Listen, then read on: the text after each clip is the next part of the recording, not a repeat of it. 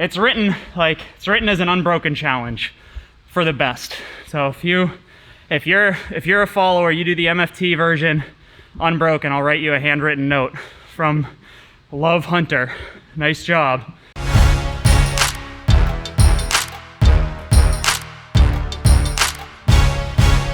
This is my prettiest handwriting I got.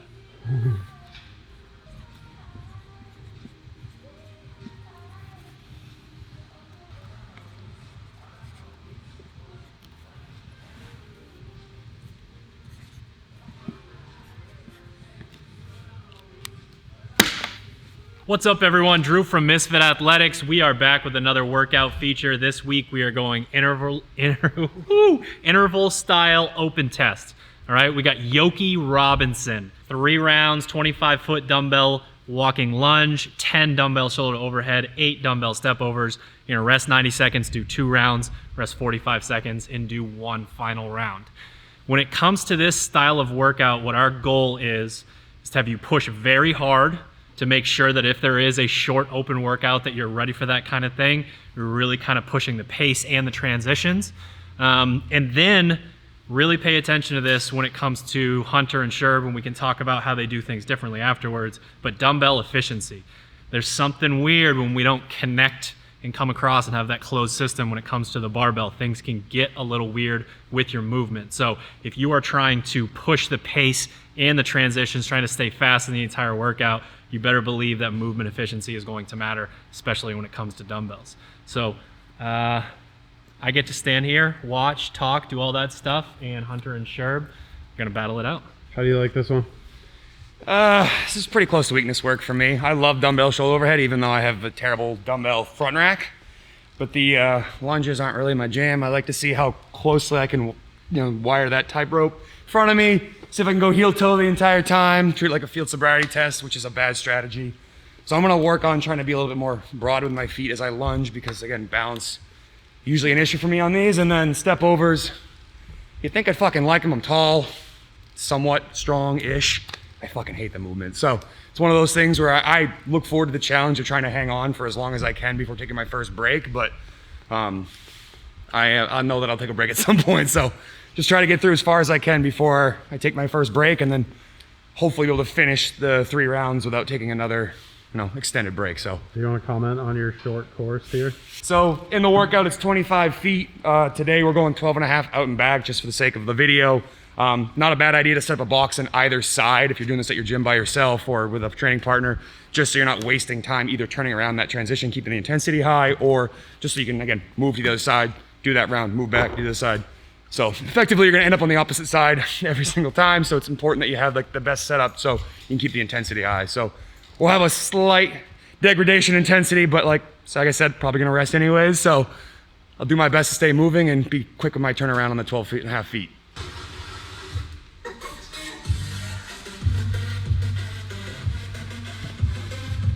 Who's ready? Yeah!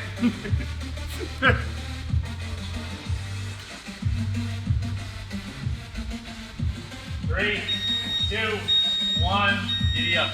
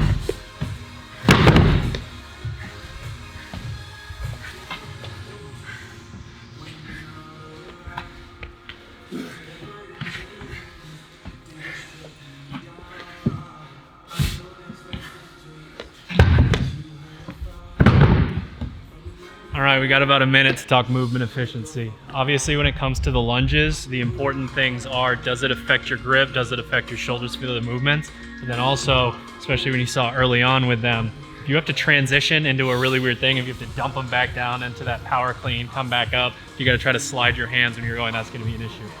Dumbbell shoulder to overhead, a lot easier for him, even though he can lift a lot more weight because the head of the dumbbell is landing on his body mass and his dip drive is actually driving that up. When he dip drives and he dips, the dumbbell's actually kind of moving down a little bit. And then last but definitely not least, make sure you pay attention to their footwork. They're both pulling a little bit more than they need to. That happens a lot when you have that time under tension, but watch their footwork and how they use their momentum and their, you know, sort of cadence to get themselves through it.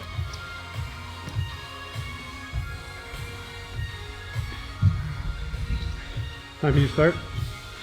What? What time do you start? 10 seconds.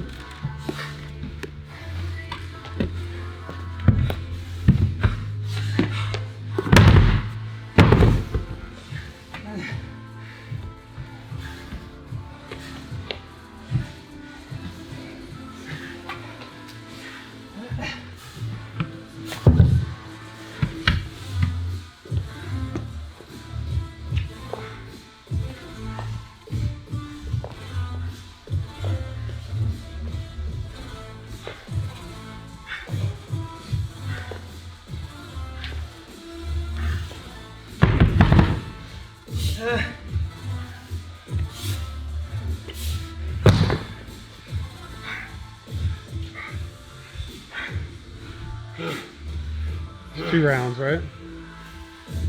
Why are you stopping? Tired?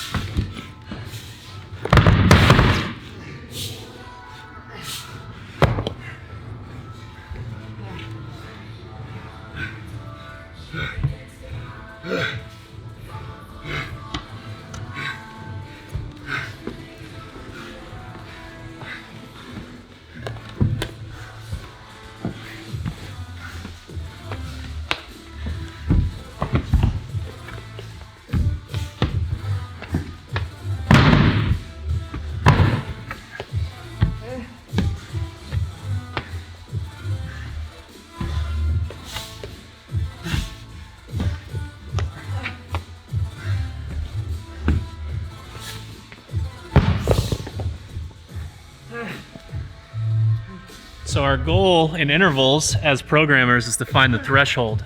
So Hunter found the threshold in writing this piece and is currently experiencing said threshold. So 45 seconds rest, a whopping 45 seconds rest, which I equate to 15 seconds rest. I think 30 doesn't mean anything. So here we go, final round.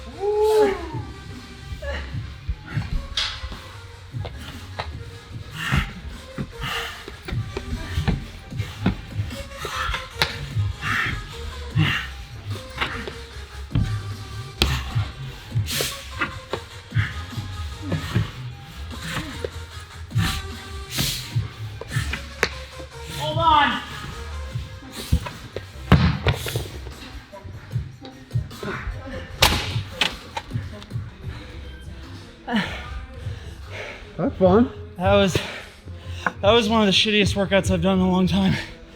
Huh. That stupid fucking rest period. So let's say that I already knew that this was, I don't know, 30% worse than it looks on paper.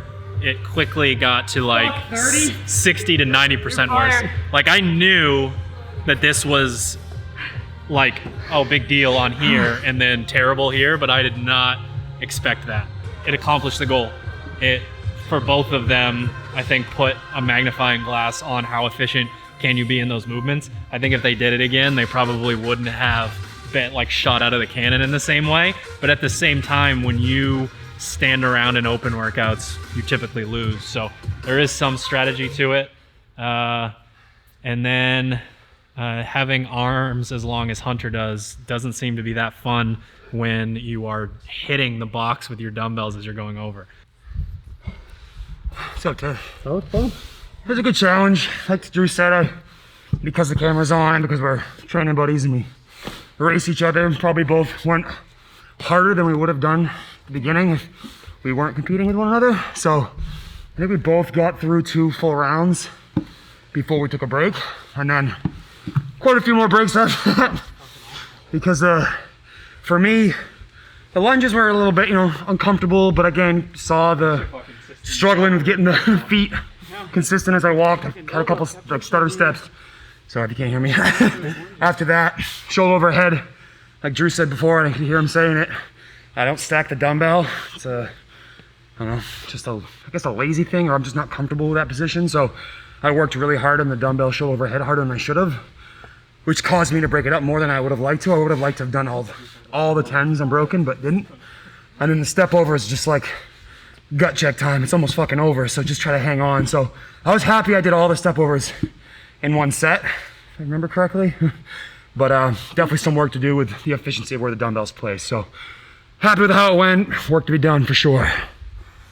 Okay, how much worse was that than you expected it to be? I knew it would be pretty bad, just because all 3 movements are just straight time under tension and like carry for yeah, and it's like I think it's just the right balance of like lower to upper body time under tension. Like too much upper body, it's like. But how much worse was it? I know you thought it was. Yeah. Okay. I thought significantly. It's written as an unbroken challenge for the best. So if you're a follower, you do the MFT version unbroken. I'll write you a handwritten note from Love Hunter. Nice job. Get fucked. But yeah, that was really tough. It was like deceptive, intentionally deceptive, but a lot shittier than I expected. I think just the time it took to do the step overs, like just that time under tension was, I probably underestimated that a little bit, because I was gonna try to do it unbroken the first 3 rounds at least, and maybe the rest, but that was tough. I think your words were, "I'll take that one. It looks fun to write." I remember you saying writing it. Yeah, that sounds about right. But no, I mean, he said it like those pieces, the Metcon resets. You got to think about it like, okay, if that was 6 rounds for time, I guarantee every single one of you is like, okay, maybe I'll do a round, rest, try to do a round, and maybe do it like that, or it just would have been like, how much, like, where do I pick my spots when it's broken up like this? Like I said, like I planned to do 3 rounds unbroken. Didn't happen, and it fell apart quickly, but that's the point. And maybe if I did the hatchet version, which is only like 4 reps difference across the entire round, that's gonna make a huge difference. So like you'll be good with either version, as long as you can kind of get that idea that we're trying to say like, okay, this is no longer 6 rounds for time, this is 3 rounds for time, then 2 rounds, then 1 round. So you get that intensity. And after when I was in that 45-second rest period, I was. There was a rest period then? Yeah. I think I would have taken 45 seconds to start the next round anyway, so it was great. The clock just tricked me into doing it sooner, so. So now that you've scared everybody, any words of wisdom? Unbroken challenge. No, dumbbell efficiency is a big thing for sure. Like traditionally, like I warmed up. I kind of did the jet tack style with them on my shoulders, but I thought that was too much time under tension, so I went with the just kind of resting on the traps. Makes the transition to the shoulder overhead harder, but I need to save my arms because I'm not. He's a great presser, so that's probably why he's lazy and slides his dumbbells into his pockets. But I hate pressing. I've got the long arms, so I have to get like that wide base, dumbbells on the shoulder, and use my hips as much as possible. So dumbbell efficiency for sure, and then unfortunately for you short-legged or just short athletes in general, that 24-inch and 20-inch box is 24 inches no matter what fucking country you're in. So there you have it, ladies and gents.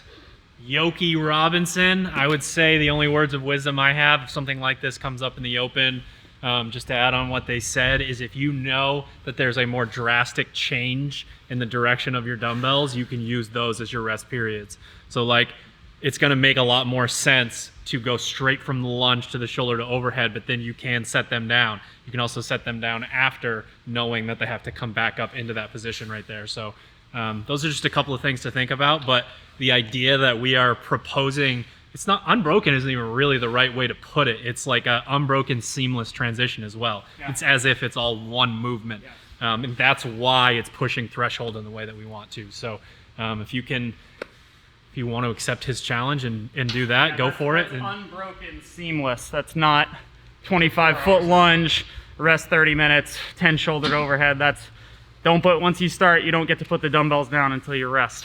No smoke breaks in between movements. Well, maybe a smoke break. Maybe a smoke break. All right, there you go. Good luck.